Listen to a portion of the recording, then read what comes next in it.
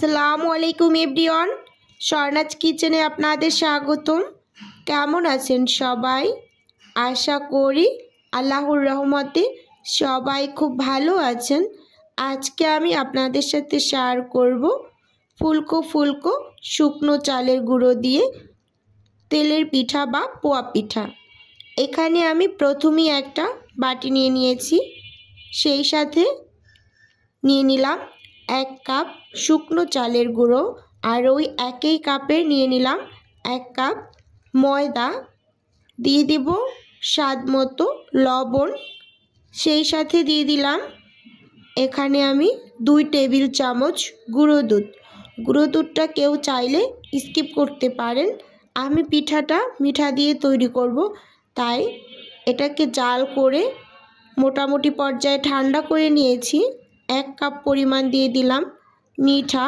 হাত দিয়ে খুব ভালোভাবে মিশিয়ে নেব আস্তে আস্তে করে। পোয়া পিঠার ব্যাটারটা কুসুম গরম পানি দিয়ে সব সময় গোলার চেষ্টা করবেন। এখানে আমি 1 কাপ কুসুম গরম পানি নিয়েছি। এখন অল্প অল্প করে ব্যাটারটাকে রেডি করে নেব। একসাথে বেশি পরিমাণ পানি অ্যাড করবেন না, তাহলে ব্যাটারটা খুব বেশি পাতলা হয়ে যাবে। আর একটা জিনিস লক্ষ্য রাখতে হবে, পোয়া পিঠার ব্যাটারটা যখন রেডি করবেন খুব ভালোভাবে সময় নিয়ে মেখে নিতে হবে। এখানে হ্যান্ড উইক্স দিয়ে মাখার থেকেও আপনি এভাবে হাত দিয়ে করলে পিঠাটা খুব সুন্দর হয়। দেখতেই পাচ্ছেন আমি খুব সুন্দর করে হাতের সাহায্যে মেখে নিচ্ছি। ঠিক এভাবে করেই একটু সময় নিয়ে মেখে নেবেন। যতটা সময় নিয়ে এই ব্যাটারটা রেডি করা হয় ততটাই ভালো রেজাল্ট পাওয়া যায়। খুব ভালোভাবে মেখে নিয়েছি। এখন 10 মিনিটের মতো এটাকে আমি রেস্টে রেখে দিলাম। 10 মিনিট পরে ব্যাটারটা দেখিয়ে দিচ্ছি, অনেক অংশে ঘন হয়ে গিয়েছে। তাই এখানে আমি আরও সামান্য কিছুটা পরিমাণ কুসুম গরম পানি দিয়ে ব্যাটারটাকে পুরোপুরি রেডি করে নেব।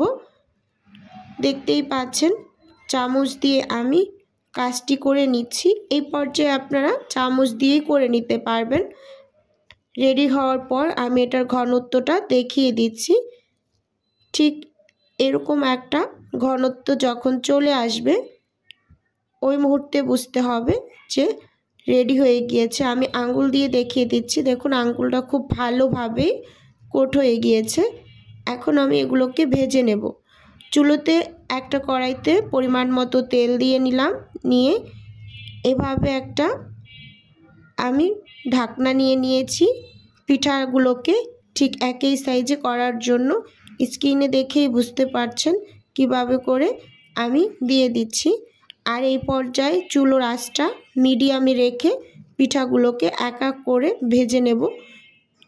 এরকম কোনো একটা ঢাকনা দিয়ে পিঠা তৈরি করলে পিঠাগুলো ঠিক একই সাইজের হয় এবং দেখতে ভীষণ সুন্দর হয়। প্রত্যেকটা পিঠাই একই মাপের হবে আর খুবই ফুলকো হয়। এরকমভাবে একটা ঢাকনা দিয়ে আপনারা পিঠাগুলো তৈরি করলে দেখতে খুবই সুন্দর হয়। দেখতেই পাচ্ছেন একটা পিঠা তৈরি করে নিয়েছি। ঠিক এই একইভাবে সবগুলো পিঠা আমি তৈরি করে নিচ্ছি। প্রতিদিনের মতো ভিডিওর এই পর্যায়ে এসে আমার ভিউয়ার্স আপু এবং ভাইয়াদের উদ্দেশ্যে একটাই অনুরোধ রাখছি, ভিডিওর কোনো অংশ যদি একটুখানি হলেও ভালো লেগে যায় তাহলে প্লিজ চ্যানেলটি সাবস্ক্রাইব করে আমার সাথে থাকার অনুরোধ রইল। আর ভিডিও শুরুতেই একটা লাইক দিয়ে ভিডিও দেখা কন্টিনিউ করবেন।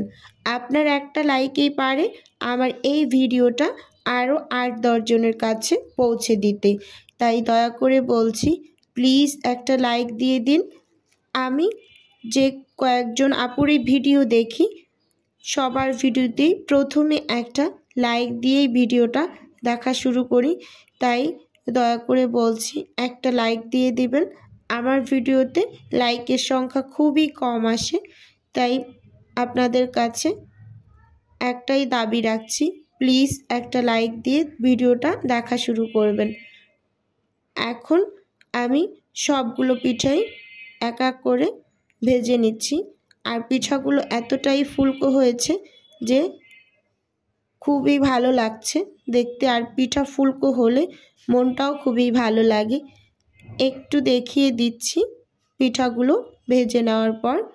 দেখতেই পাচ্ছেন মাশাআল্লাহ খুব সুন্দর হয়েছে। এভাবে করে যদি পিঠা তৈরি করে নেওয়া যায় তাহলে সব পিঠাগুলো একই সাইজের হয় আর দেখতে ভীষণ ভালো লাগে। আর মিঠা দিয়ে তৈরি করার কারণে কালারটা ভীষণ চমৎকার আসে।